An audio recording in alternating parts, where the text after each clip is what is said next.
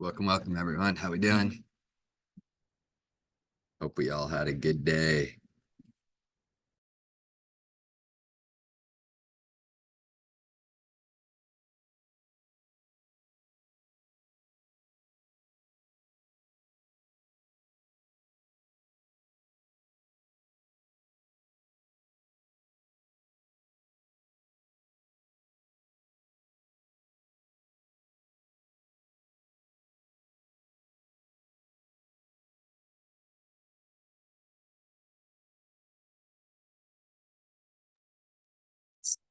Welcome everybody. How we doing?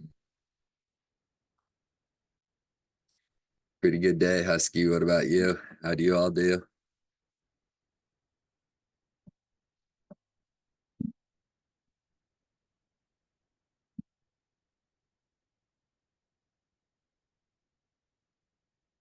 Nice green days. Love to hear that. Yeah, I hit a couple good ones. Hit nice on a Google swing, so took it pretty easy today. Going out of town tomorrow, so I'll be out of town for a few days. But just took it nice and easy today.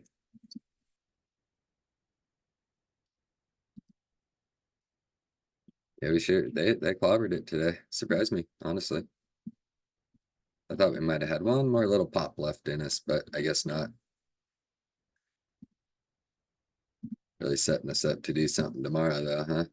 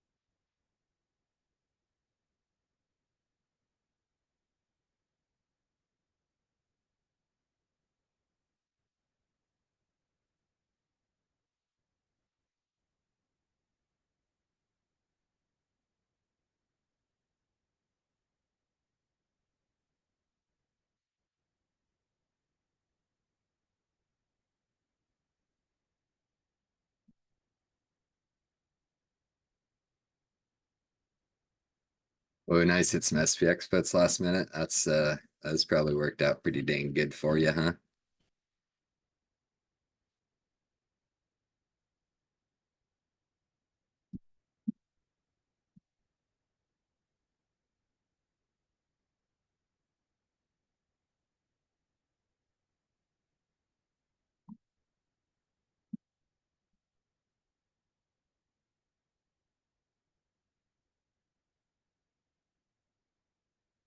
We'll just give it another couple minutes. Welcome everybody.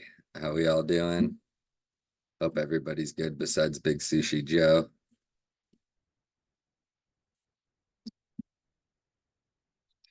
Yeah, man, that little end of day dump there for you. Those types of, the instant 30-point move on SPX tends to do some insanity if you're on the right side of it.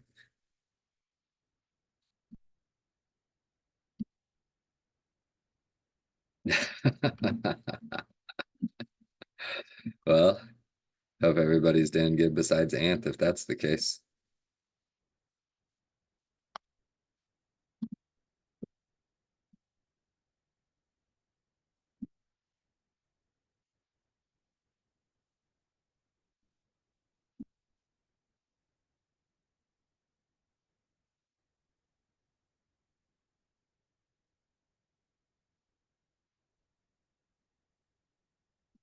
8.5's a hit, man. Make sure you pay yourself. Don't give all that back tomorrow or nothing crazy.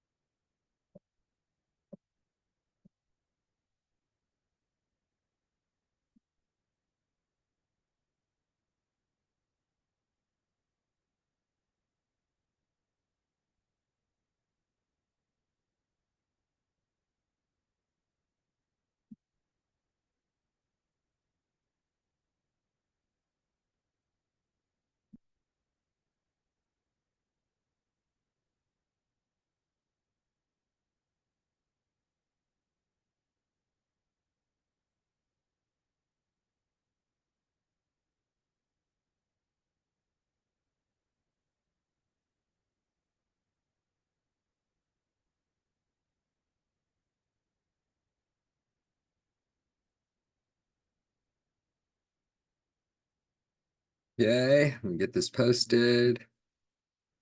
Welcome, everyone. Hope we're all doing good. Hope we had a great day today.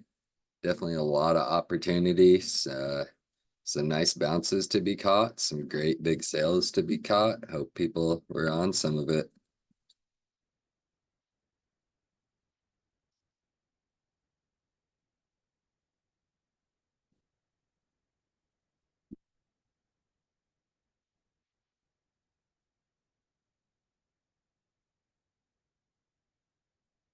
And we'll get going here 1 second.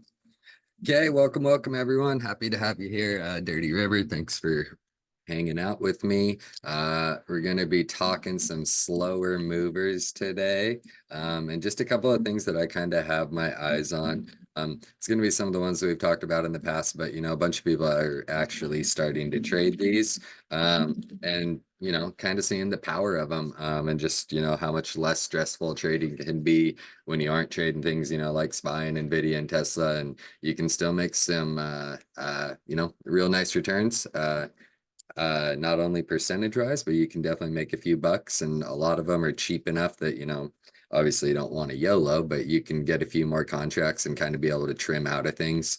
So going to be talking about just a few of my favorites tonight, and then hopefully we're going to have some time. I know all of you, we've been having some really great participation in lectures the last few weeks, and I know all of you have actually pointed out some pretty dang good man, I just saw Lambos pull up to class late. Got to call him out for that. And so I know a lot of you have been having some really nice trade ideas. Some of them I've even hit, and so I'm hopeful that by the end of this, we're gonna have plenty of time to talk about maybe some of the trades that you guys are looking at. Before we do anything tonight, though, I do want to give the disclaimer that this is going to be just kind of a charting lecture, but a more focused charting lecture on some things that I'm looking at. And the problem with doing a charting lecture tonight is that tomorrow is FOMC. Tomorrow we have more big, earnings coming up. I don't remember what they are, maybe Apple or something. We got more earnings coming this week. And so while that's great, the unfortunate side of it between FOMC and any sort of earnings, some really, you know, well thought out trades can just get absolutely demolished, or some bad trades can get saved, and so I want people to at least be cautious of all of this. And I always make a post to my tab. I will be traveling tomorrow, but I'll make sure that I get a post to my tab to just say, FOMC's a bit of a wild card. Especially if you don't know what you're doing. A lot of people out there try to trade, technicals during it. And like, don't get me wrong, sure, you can catch the occasional, support bounce, resistance rejection, or whatever it may be. But if you aren't really listening to Pal talk, then you're likely going to have a pretty tough time trading it effectively. Something that, I always encourage people to do is, if you don't know what he's talking about, just ask some of the people in the group that you've heard say things, people like Tilio. You can always ask me questions. Even Rev, if Rev's around, I mean, he is a bear. I hope Rev's in here. He is a bit of a bear, but beyond that, he does know a lot about, economics and things like that. And so, it's worth it to just be very, very cautious and, you know, trade accordingly tomorrow. FOMC is a great day. Can be a whole bunch of fun if you're on the right side of it, but it's always important to remember, for all those people that are making big money, there's a whole bunch of people losing on the other side. Most people tend to get it wrong on the FOMC days, but you only hear from the really loud people that got it right. So that's my little disclaimer before we do any charting or anything like that tonight, just because we might build some really, really awesome plans and not one of them work. And it's just, worth being prepared for that, in my opinion. So we're going to get rolling. I didn't see any FOMC questions or nothing. So, yep, we'll get rolling. again, thanks for being here. First thing we're talking, Coca-Cola, something that, you know, I've been watching, really having my eyes on. We've after the big breakout that we caught here, you know, a couple of weeks ago, we've really finally been able to push and see some nice upside on Coke. You know, we don't want to be chasing these longs or anything like that, because you know, we have had a very nice push for any of us that trade Coca-Cola frequently. You know, a $3-4 move on Coke is a nice big move on Coke. And so we'll actually get a let's see.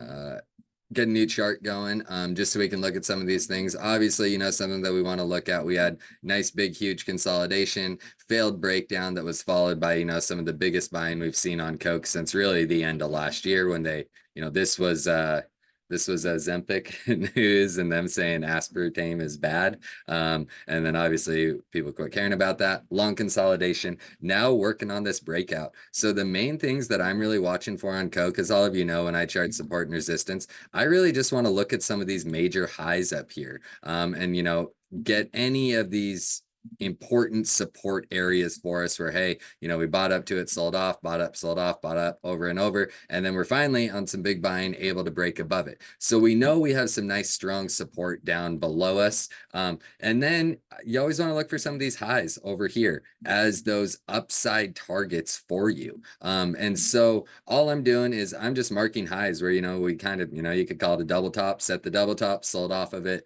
Obviously big rejection from here. And then we got, you know, some high highs up here. You don't, of course, really want to be targeting that far away.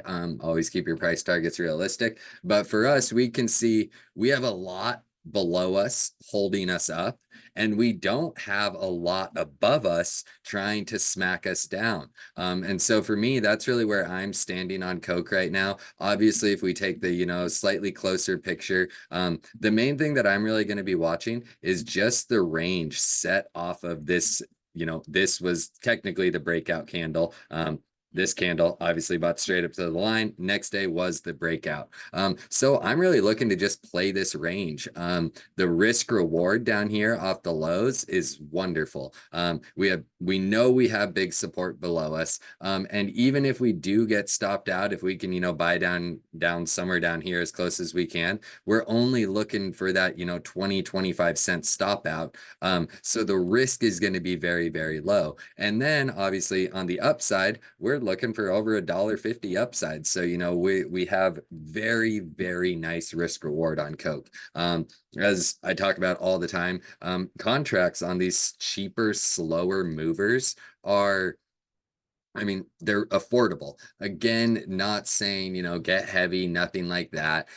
But what I'm really saying when I talk about that is that you can afford to buy some time. You know, don't get me wrong, Coke has in recent times put in some nice moves intraday. Sometimes it's fun to trade on Fridays if we're trading right around a strike price and you think it's either going to pop over it or break below it. But on something like Coke, you can really afford to buy some time on it, which, you know, a lot of people, they always try to trade, you know, the Nvidias and the crazy movers, spies, stuff like that, and those contracts are expensive, and they don't, you know, take into account the loss side of it. They only think about the winning side. And on something like Coke, if you really do want to trade it, those contracts are not going to blow your port unless you're, you know, doing some real degen YOLOing. But if I just pull up, you know, the next strike up with 3 weeks of time is only $60.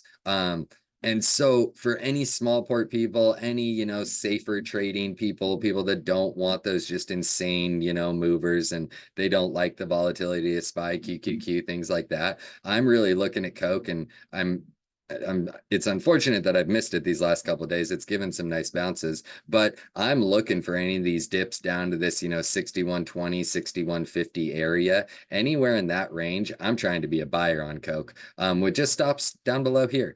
Even, you know, if we aren't looking like we're going to pull all the way down and we're going to bounce, I think Coke is offering very, very nice entries.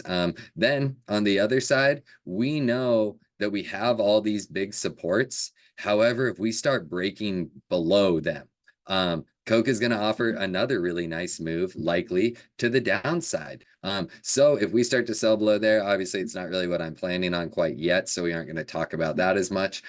But we don't have much holding us up once we get below these highs. So that's where I would start to maybe, look for some of those short trades on Coke. But for now, definitely looking to be a dip buyer, really all the way down to 61. For me is where I would like to be. And then I've been trying to talk a little bit more in my lectures about contract selection. Again, with something like Coke, you really do kind of want to be at the money. You're just going to get the maximum return dollar-wise per contract with a lot more safety. Don't get me wrong, a 62.5, I always tell people, when you're getting into any sort of longer trade, make your strike price reasonable and make it fall within your targets. So if our final target is really just kind of the high of this big breakout candle that obviously sold off, 62.6. So technically speaking, 62.5 is within that range. However, I would rather be in a 62 so that when I go in the money, I get maximum delta and gamma exposure for that last 50-cent move. Because that's where you'll really make some money. I mean, those contracts, like I said, are $60 here. Just on this move from in the money to 62.50, you're going to be adding $40 a contract value right there. So that alone would be a really nice move. If you can catch it all the way off the lows, those contracts will easily do a nice, double down for you. So Coke, definitely something I really got my eyes on. I don't see any questions. So moving on to the next one. Obviously AT&T, love it. Best stock ever. Had not very good earnings. I think they missed just about everywhere. However, have taken a really nice bounce. They announced earnings the morning of this candle, so taking a really nice bounce. T offering some really great entries here. Again, we're kind of fighting around these SMAs that we were unable to hold before. And so we, I am looking at T long and short right here. Some of the things that I was taking note of, obviously we have this uptrend. This is main uptrend to watch. And then you always just, as with all of my trades, you kind of just want to mark these lows, and then you want to come up here and you want to mark I'm marking them from here, here, when I say any high that's reasonably around us, and then you kind of want to go through the bottom side, make sure you're getting those bottoms, any sort of big bounce areas that we, moved off of. Those are the things that I want to watch. And then on something like AT&T, you always want to watch a whole number. 17 is always going to be a big deal. If we're at 16, big deal, 18, big deal, all of them will always be a big deal. So when I start to build a trade plan on T, really what I am looking for here is a pullback down to about this 1670 area into this trend. I would prefer it takes, a couple of days to sell down to there, not a huge sell. Then I would start to be a lot more cautious on the longs. But if we can get a nice little gradual sell down into this trend 1670 area, that is where I'd really like that. I mean, this is ideal entry for me, because I know any sort of breakdown from there, any sort of selling, I'll be able to stop out quick. I'll be able to stop out for minimal loss. And we also have this daily 20 SMA giving us some support right around there. So that's kind of where I would like to target. And then obviously upside targets are just going to be any of these levels. And then if we're able to pop through the consolidation range, we can likely push that 1730 pretty quickly. So on the downside, you're going to be risking maybe 10 cents. On the upside, you're going to be looking to gain, high end of it 60 cents. So very nice risk reward on that trade. However, on the other side, this daily 20 that is acting as our support, well, we aren't there yet, but is acting as our support and will be acting as our support as we pull into this trend. Likely, if we break trend, we break important level, and we break that SMA, then I think it provides a very nice short where we're going to see, hey, the market was not ready to be over those SMAs. You know, we really sliced through them leading into that dividend date. So the market was not ready to have AT&T over these SMAs. And if we do start to selling, it's going to be a very similar thing. Enter on any sort of breakdown retest below trend, below that 1670 area. Stops really 10 cents or so above you, and then again targeting about 60 cents worth of downside. So T, a really great one. Nice simple trade. You know, we have a very defined level that we want to trade around. You guys know I talk about it all the time. I'm never going to be the first one in the trade. I hate the early entry. You know, the Nigerians say one of my favorite quotes, if you're early, you're wrong. I think a lot of people kind of need to learn that lesson a few times, because you frequently, when you're early, you end up being very, very wrong. And like I always say, you know, if you're in a trade and it goes minus 40%, 50%, 60%, and then comes back and you make money, I'm happy for you. But also that was horrible trading, and you should kind of address what you're doing, because if you trade like that, you likely won't last super long in the market. And so that's for me, cut and dry. I know exactly where I want to get to enter longs. I know exactly where I want to get to enter shorts. It happens to be the same levels. As far as contract selection, AT&T is a little bit trickier of one, because it's so cheap. And you know, people don't ever think about it. Like if we didn't see these prices over here, and you just look at the chart, this looks like a nice big move. However, the reality of it is it's only about $1.40. So it moves, you know, dollar wise very slowly. And you know, did it bounce 8%, 9% in the last, you know, few weeks? Yes. But that's still only $1. And you know, a hard lesson that a lot of people learn, you know, those earnings traders and all of that. An option contract doesn't care about how many percent the stock moves. An option contract only cares about how many dollars it moves, because that's how delta is calculated. So when I trade something like AT&T, it's one of the few things that I will sometimes just buy in the money. Not only does it add a little bit of safety, but it gives you that maximum return on your delta. And you know, for anybody that doesn't know, delta is if the stock moves $1, that's how many dollars you make, or you know, moves $1 in your direction, you make, moves $1 against you, that's how many you lose. So on something like AT&T, you can, and I'm just looking at the, you know, the monthly contracts, those May 17th. If you were looking to catch that bounce, those 16.5s are only going to cost you about 40 bucks, and you're going to have 70 delta. So we know that our, you know, our first target is going to be ideally about 30 cents above us. So we're going to make $25. You know, that 30-cent move is going to pay us 50% plus on the contract. So you likely want to go in the money. Whereas if you go for the out of the money 17, you're going to have, you know, maybe 40 delta, and that 30-cent move is going to pay you much less. You know, it's going to pay you $8 or $10 on your contracts, which might end up being a higher percentage. But if it goes against you, that higher percentage hurts. You know, that's more loss for you on the whole position.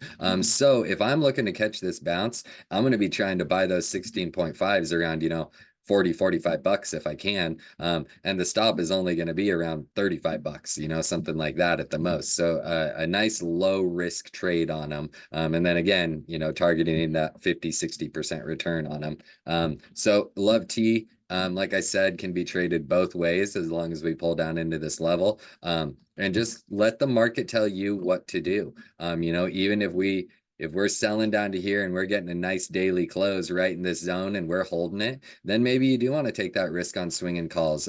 It can go against you, of course, but if we see that the market is fighting to hold those levels, that's when you want to put that risk on and try to say, you know, maybe we'll get a bounce.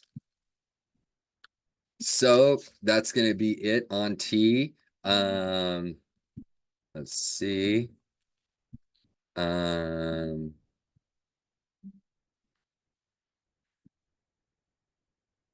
Let's see. And so next one, T. So after T, next one that I had my eyes on, and this is actually one that I have my eyes on from somebody in here. It might have been you even, Swing. Oops. Walmart. Oop. Walmart. Um, Still in a very similar pattern to what we talked earlier. Obviously, that dip, that 59 dip buy has paid, multiple times over the last couple of weeks since somebody brought this up to us. We now have on Walmart, pretty dang apparently defined range. As all of you know, I love trading ranges. They make it super easy on us. Always going to put some trends on here as well. So we kind of have that trend line support working for us off the bottom. A lot of the candles today, obviously big ugly candles. We had big selling in the market going on. But Walmart again back on my radar.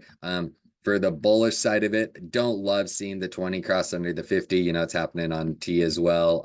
We're just starting to see a lot of these SMAs kind of catch up and cross each other on many of the names, just due to the movement of the market. We're still plenty up, year to date and over the last 12 months. But we're starting to see more and more consolidation. We are finally starting to see, as we talked a few weeks ago in my class, some sellers showing up. There's no denying it. However, Walmart to me still looking like it could really get a nice bounce out of it. And uh uh for me, the entry is still going to be down here around this 59. I should probably put a few levels where we can obviously look for a defined level for a stop out. I think people always need to consider those. Anywhere down to this 58.86, all the way down to 58.38. If you're going to try to call that bluff on the market on a fake breakdown here, then any dip down to here, in my opinion, is worth buying. Walmart, obviously coming off of the back of a big run into a split. And so a lot of the time, when a stock splits, you will frequently see a pretty decent sell-off after it. Walmart was one that, funny enough, took a really nice bounce after it split. Then a nice kind of sell-off came, and we are finding ourselves in this range. And so I think Walmart at a great point to trade. It's obviously a stock that I don't think is going anywhere. Obviously, big picture, major uptrend still going on. We're probably have seen, at least in my opinion, by this point, a month and a half down the road from the split, we've probably seen a lot of the major selling that we're going to see from, whether it was funds or just investors, mutual funds, things like that. We've probably seen most of the selling and profit taking that we are going to see off of Walmart. So again, looking to buy the dip down here. However, I'm trying to, kind of cover this in, this is a theme in the trades tonight. One of the other things that I'm watching is if we get to selling, we have a nice little ways down to go. So our stop outs, this 58.38 area for these longs, well, we can start to use that as maybe a short entry. And we're going to use it the exact opposite way. Obviously, we have these two wicks over here, which are the concerning part. They're close enough, 18 cents or so below it. Any sort of break below here and retest is likely worth attempting a short to go for this little gap fill back down to this previous consolidation. I actually might even put that on my chart so I remember it. Back down to this previous consolidation, which is again that point where you would likely want to start looking long, 57 area. However, if this selling starts to happen, it can be really, really nice. So we can see here, we have it working both ways for us. We can have it working both ways for us, upside or downside, basically traded around the same level. That 58.38, that's going to be kind of our line in the sand for long or short on Walmart. I do personally think that I want to see the bounce here, but again, that's just me. That's where I'll be looking at on Walmart. Oh, Noodle, I see your direct message and I'm already in, dude. Don't worry. You have to. Why wouldn't you? Because they're bankrupt companies, you gotta short them. And so that's Walmart for me. If anybody has any questions, we seem to be question free tonight. And so if anybody feels good about that, we can keep on going. Looking good. Love to see it. I did see somebody, O swing MO. We can pull it up. Remind me to pull it up here in just a minute. And so very last one that I want to talk about tonight, XLE. And this one is going to be, let's see. So XLE, not, you know, energy, you guys have heard me saying it for weeks, not the trade that I want to jump in front of, to try to be short on XLE. However, I do think that it is worth noting that this little, ugly wedge or whatever, I don't trade name patterns, so I don't know what it's called, is breaking down. However, you know, I think that I think, in my opinion, I think that this energy trade is, and I'm hopeful that this energy trade is going to fizzle out a little bit. And so what I'm looking for is obviously, you saw these levels on my chart. We have these important zones right around here. What I am looking for is a hold below here. It's going to be high risk because you are kind of staring down a triple bottom. There's no denying that. Any bounces up into 93, 90 or 93.60 to 94 area, I want to look to short this thing. The issue here, and this kind of goes against a lot of my trade plans, because I like really low risk. I like really tight stop outs. The issue with this is going to be the riskier entry. The much safer entry is obviously going to be waiting for up here to get into your position and stop out have your stop out a little bit tighter. I just feel like we have the potential for the energy trade to fizzle a little bit. Again, we'll see what data says for us. We'll see how it reacts to FOMC tomorrow. But there are some things that lead me to believe that oil wants to cool off a little bit sooner than later. Not necessarily technical things, more fundamental things. I'm hoping to see a cooling in oil, which, while there is no actual oil holdings in XLE, there's oil companies, there's just energy companies. And so that's the much safer entry, but the entry that I don't know that it will come. So I'm really looking for, like I said, this 93.60 all the way up to 94 area for the entry. But I will be entering a partial position because I want to be able to hold this a little bit longer, maybe be wrong for a few days. And then if I feel like the market is, going to reject up here, then I'll be able to add my whole position on it, which, that's why I will only take half here, because I want to be able to add to the position if I feel like it is necessary and hit it up here. However, on this trade, I will be trading with time. This isn't going to be a weekly. Of course, you can scalp around these levels, but I mean, it's just not something that I do on XLE. So I was actually looking at contracts on this already. And my issue is the liquidity on some of the further out things is just not very good. Like I would much prefer to be trading those Junes for the short side of the trade.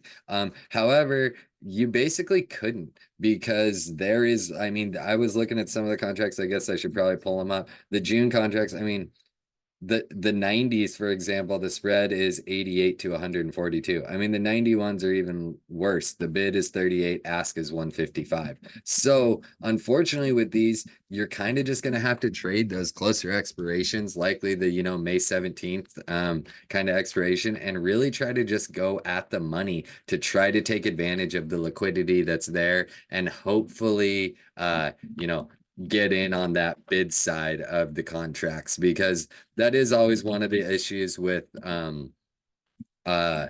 trading XLE is that it has absolutely horrible liquidity. And so oh, wow.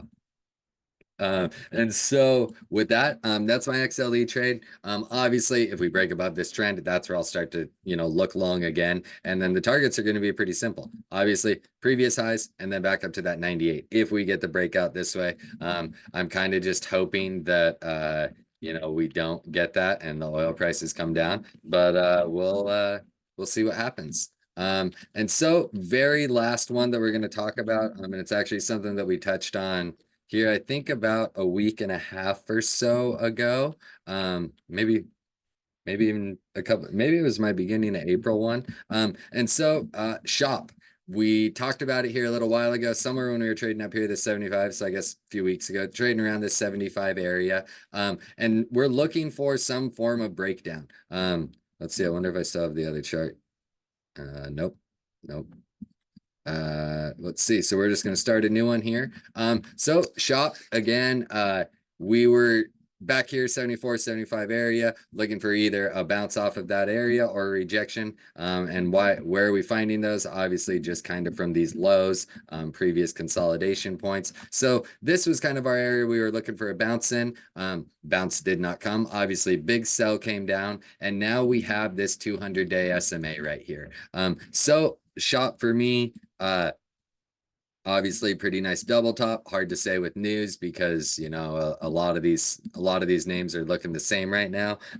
But shop really just sticking with that weakness.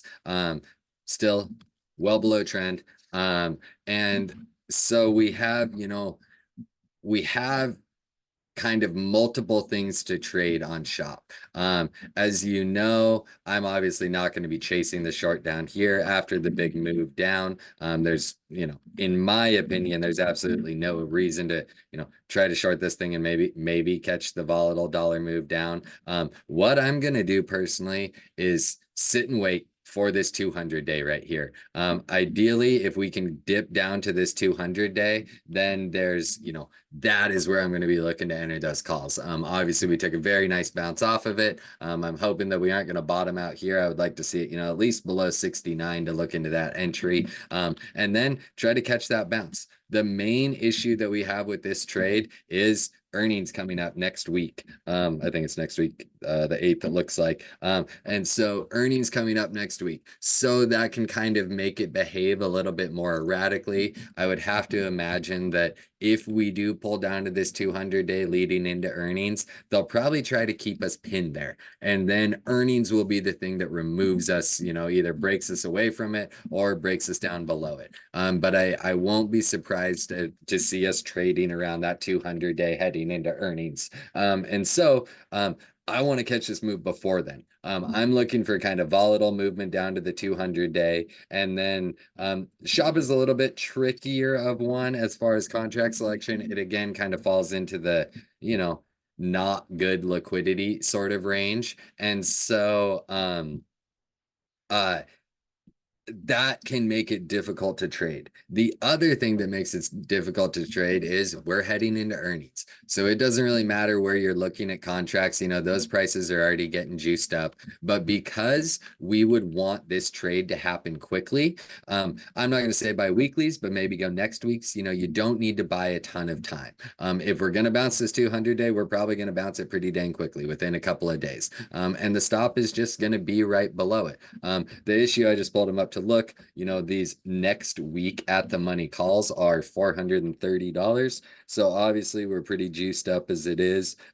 So if you're going to trade this one, these are obviously not cheap like the other ones, but it's a stock that can put in some pretty dang nice moves when you know, when you hit those big technical rejection points or anything like that, then you can, you know, really catch the nice, quick, fast move.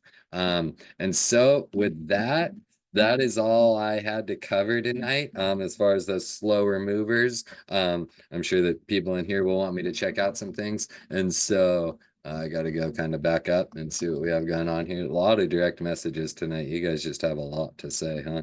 Oh, nice. You followed Zuck and blew up. Yeah, you probably aren't allowed. You probably aren't alone there. We got some inappropriate jokes. MO, huh? What is MO? Didn't you make me pull this up last time and I didn't know what it was or something? Oh, well, yeah, you asked me this last time and we're exactly, look at the one level that I have on the chart. That's for me, still that level to watch. I mean, if we can get a break over it, if we can get a break over it, then obviously look for that little gap fill that we got right there. You know, that's a nice little that's a nice little move, you know? I mean, that'll give you a couple percent move upside on the if you're in shares or anything like that. Otherwise, I would be watching for this rejection right here. Likely down to some of these previous wicks, you know. Oh, and especially if we get out under that 43.55, that could do a nice little sell down there. And we do have the SMAs finally crossing over, so they might finally want to pop this thing. But it's still not something that I would be super bullish on at this level. If I recall, you had some shares down low or something like that. Earnings obviously went, I mean, good for him. They met earnings, so that's good. But again, I wouldn't be getting long here. But if we can break this with some nice volume behind it, which currently we just have volume dropping on us, I would look for that gap fill for sure. Let's see.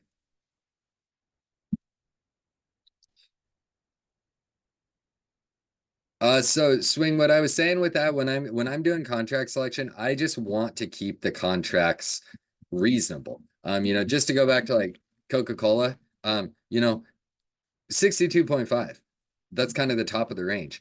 I wouldn't be caught dead in 63, 64, 65s, anything like that. I keep it if I'm trying to enter down here at 61.5 or, you know, 61.20, whatever it is, I'm not going to go past 62.5 because that's kind of the end of the move that I think is coming. So that's how I always base it.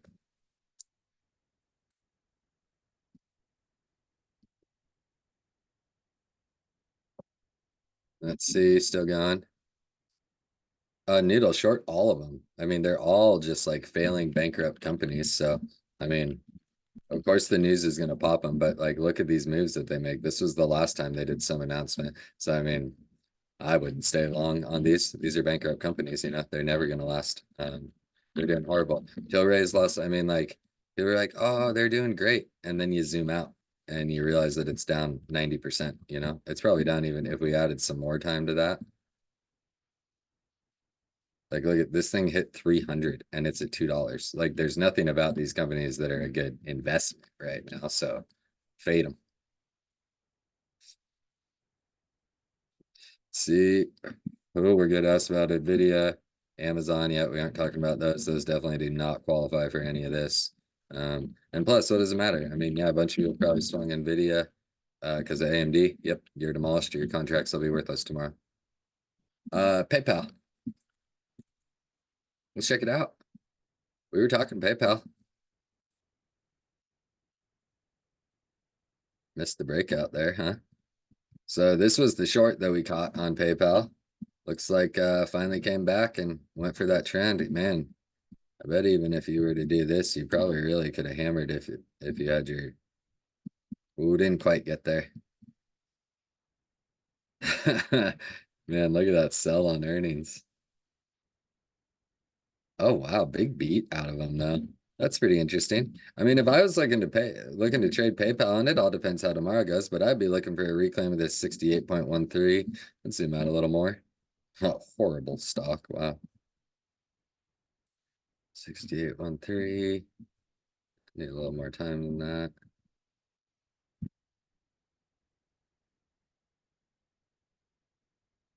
Was working on that gap fill. I mean, I'd look for a break of that 68.13 and then go up here and try to fill this gap. Otherwise, I mean, this is a terrible company, I think. And so you should probably try to, if we break back into this trend, look to run those same shorts back down towards that 200 day. But those swingers probably got paid real nice on that earnings move, I bet. CCL.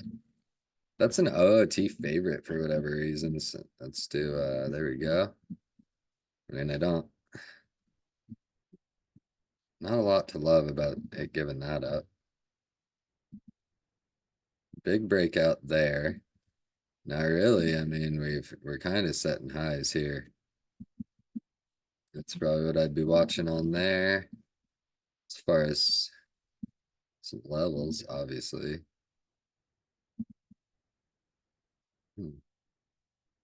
Not giving us a lot of info to trade around. Ooh, that 15.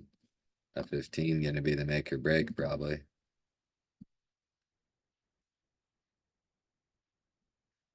Man, it gets back above this little trend in 15. I bet it could get moving up to that 200 day pretty quick. But I mean, not looking like, I wouldn't say it's looking strong or nothing like that. Not, not ready to put in a big reversal. Um, I mean, it's hard because you would add the trend here for that big old breakdown, but now you can make the argument for the trend down here at least. I mean, if I was getting long on this thing, I'd be looking down for dips to this 14 area or a break of this 15 area. I wouldn't be getting in here. You could hit the short, but you got the 20-day right there to kind of potentially bounce you over it. And then by the time we give up the 20-day, you're only going to have 15 cents of downside, 20 cents of downside right there. So that's a little bit of a tricky one. Don't love it right where it is, but any break above this 15, you can kind of at least look for the 25-cent move up and eventually that 200-day if we can get there.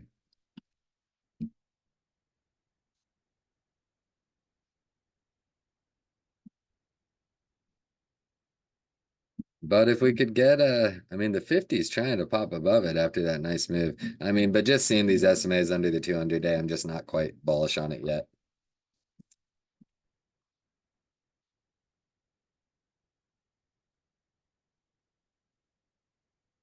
Yeah, still not gonna do it video. No meta. Unity. From Sushi Joe. Yeah, you like the worst stocks. It's so funny. I pulled it up just because I knew it'd make me laugh. You're probably like think it's breaking out, huh? Right before earnings. Thing looks exceptionally bad.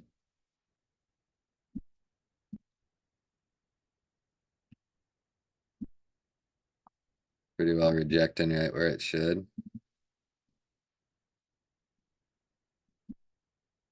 Miles below the SMAs and failing the 20. Yeah.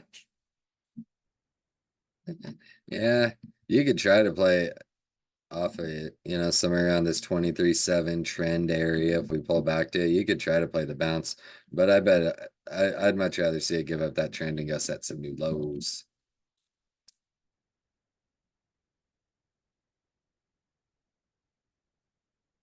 Yep, still not gonna do a video.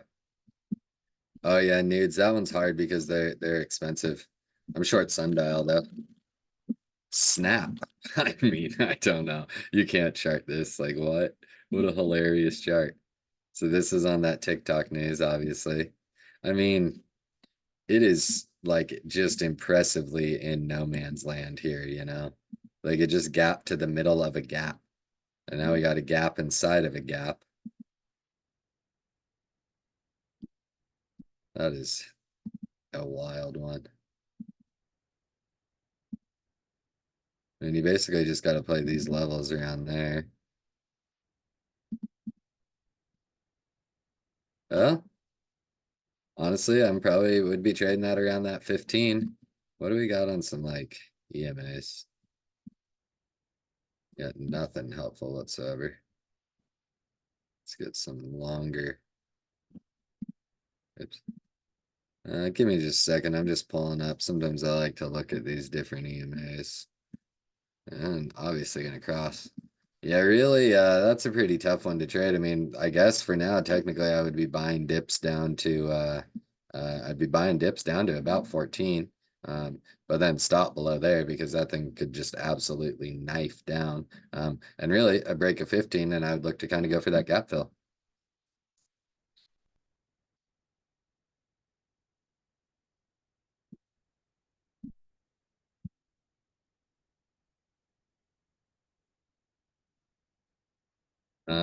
What happened to Microsoft?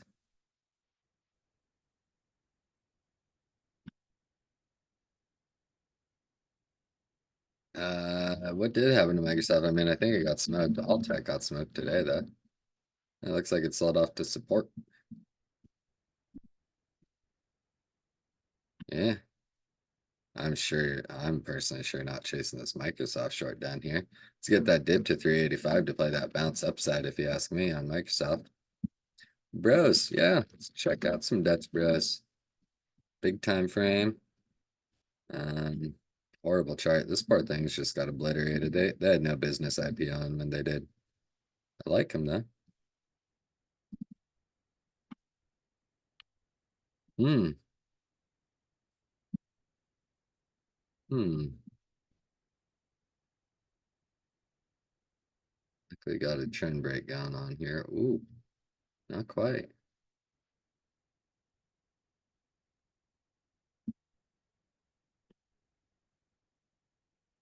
Where's the biggest picture one? This one's tricky. You just got a few trends really working for you right here. I mean, you got a few trends working around here. Makes it tricky. I don't really like that. A lot of indecision on this stock, huh? Oh, earnings next week, week away. A lot of indecision on this thing.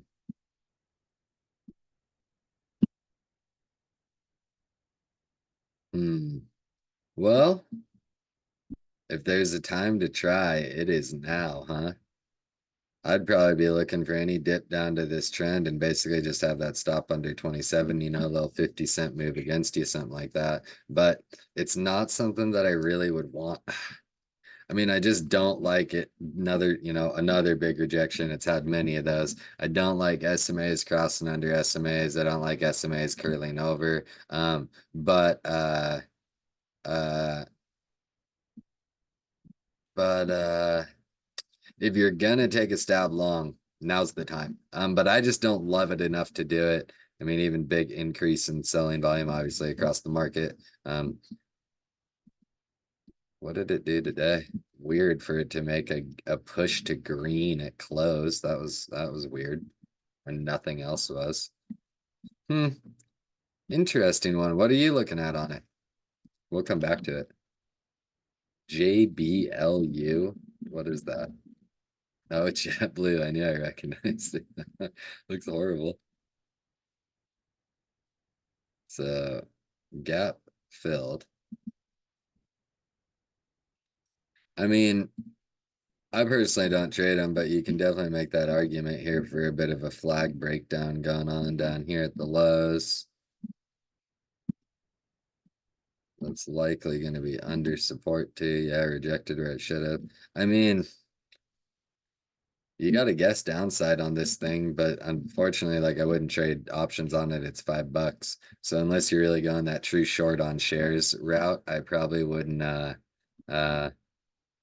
I probably wouldn't be like shorting it by way of options or anything. But if you're looking for a dip to buy, I'd let it get down here to 5, but also I'd be cautious buying that dip. I bet this long-term chart is horrendous. Yeah. I mean, nothing good about the chart. We are coming up on somewhat, God, 20-year lows. Good for it. 20-year lows on JetBlue. Maybe not quite 20, 10-year lows on JetBlue. Um, I mean, 4 is really the place to take a stab if you're going to take a stab, but that is a risky one.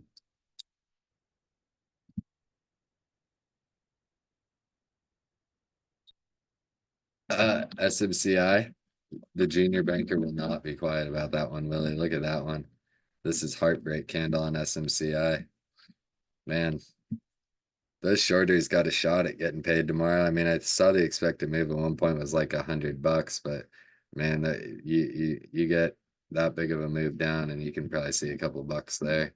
What's that thing look like on the daily? So now it's going to be back down here to lows.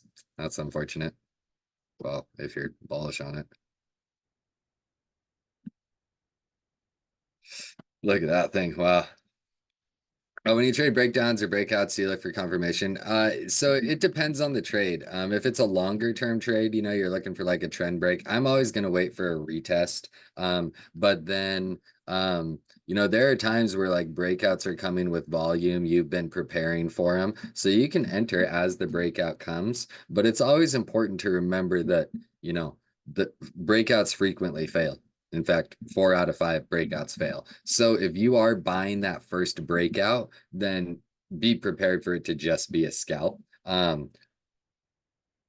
then if and a scalp can end up paying you nice because the first breakout holds. But generally speaking, I'm always going to much prefer, well, if it hadn't just absolutely got clobbered after hours, this breakout coming back and retesting it, likely a nice little entry on it. As we know, if you took that entry, you are blasted right now.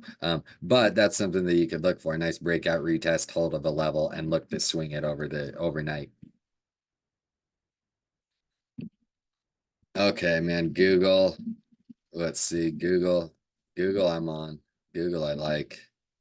I'm not, I swung it yesterday, hit nice on that thing. I was showing somebody how to trade these here fibs, and they're going to continue to be what I trade because what I did on these fibs, for anybody who's curious, these are just fibs based on that ER move. And so yesterday, took the stab off the 61.8 fib, got that really nice bounce. These intraday wicks, pretty, I mean, they were a bit telling, ended up, marking the temporary lows there for a little while. But on Google, now I'm back to just waiting for these next fibs to come down here, the 78.6, 160 area. Again, all bets are off going on FOMC and earnings and stuff. But Google put up some nice earnings. They're now fading most of the move. Next place I'm going to take a stab along is going to be 78. Beyond that, or that 78.6 fib. Beyond that, if we break that 160, there's we likely go and fill this little gap for that final $4, but that 160, the 78.6 fib, definitely the next place to take a shot. Amazon smoked. Just this thing's just a range rider though. Hasn't been able to get its anything together since those earnings. And they just flatted it out, huh? Yeah, I mean, God, here's the last earnings, big old move, and what, 15, 20 buck, 15 buck range, 10 buck range for almost the entire time since the last earnings. We currently got no info on the, from, well, market wise. Their earnings were good, their numbers were good. They apparently just didn't quite, they didn't wow people, but they beat in like everything. But for me, 175, that's what I'll be trading around. Otherwise, you can try to catch that short down 171 area or that bounce back up to 180. But I think that 175 will likely be in play. Coin. Oh wait, CVX. Well, it stopped where you'd want to see it stop, I suppose. I just hate trading these oil companies. Wow, that thing was just traded super technical. Oh, but it had earnings? Yeah. Oh, and we got Divvy coming. I mean, with Divvy coming, you kind of sort of have to expect a dip back to this trend, maybe a dip back to this 200 day. I'm not saying chase the short here after a $6 or $7 down day. But uh, I would look for that trend for either the bounce or that 200 day. If you are going to try the trend bounce, be prepared to have your stop a little bit wider down there about the 200 day. But if you do play that trend bounce, nice. But again, we can see, it's trading super technical and he bounces up to the trend again. You can likely be shorted. Did Amazon coin? Oh, earnings like tomorrow, right? I mean, no point in charting this thing. Yeah. Oh, wait. No, earnings in a couple days. I mean, still really no point to chart this thing. I bet these contracts are so expensive, it's ridiculous. But I'd play this. I don't know. I mean, we'll see. Done it. Nice place. I mean, man, you got to try the bounce at 200. Did it do something crazy after hours that I don't know about? No. Got to try the bounce at 200 off that trend. Makes sense to me. Got to have a wide stop, 195 or so. 195 even if you're going to take it, which is that can hurt a $5 move against you. But if this thing gets to ripping and wants to do a nice little push into earnings, it could be a really, really nice one.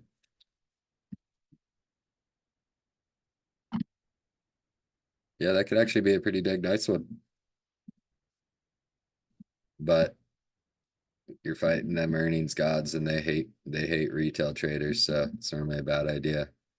Because there's probably a whole lot of people looking at that 200 saying it's gotta bounce here, so that could very, very easily make it not bounce there.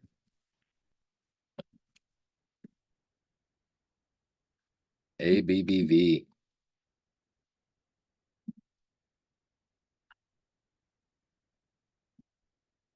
Let's see. Oh yeah, it's 6 o'clock here, so I see a few of you trickling out. Thanks everybody for being here. Really appreciate it. And we will catch you tomorrow. Like I said, I'll be traveling, won't be around much, but as always, thank you for being here with me.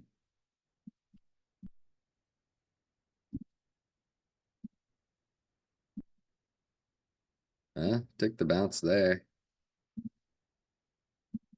I don't know, not a lot of interest for me for a trade here. I mean, dip down to the 50 SMA for a breakout, wait for the trend to break out, or dip below that 50 SMA to, shorter all the way down below that 150, likely. Yeah, thank you, everybody. And snow, last one. Well, let's see. We got a little breakout. If you trade flags, we got a little breakout flag action going on here. I'd likely try to be a dip buyer. Wait, does it do something dumb after hours too? No, I'd likely try to be a dip buyer off of this here trend. Stops down here, 153, long at 155, stop below 153. Even, yeah, stop below 153. Seems like a pretty nice long. You can always play it the other way if we wait for this trend in 50 to break, and you can try to short it under there. Down 151 area, even 150, nice round number. But trying to put in a little breakout. Um, didn't it have like great earnings and it got dumped on or something like that? Oh no, it had horrible earnings. Oh no, it had amazing earnings and got absolutely clobbered. Oh, because they changed CEOs or something. Yeah, I'd be looking at that 155 dip buy maybe, nothing to get like super heavy in. I don't love the trade, but you could get a nice 155 up to 160 bounce, or if you can get the break below here, 155, 154 down to 150 short. Not a bad one. Not a bad one. Good eye, LT. Yeah, thank you, everybody. Okay, well, if that is going to do it, thank you all so much for being here. I really appreciate it. Taking some time out of your night to hang out with Dirty River. It's real nice of you. Thank you all so much.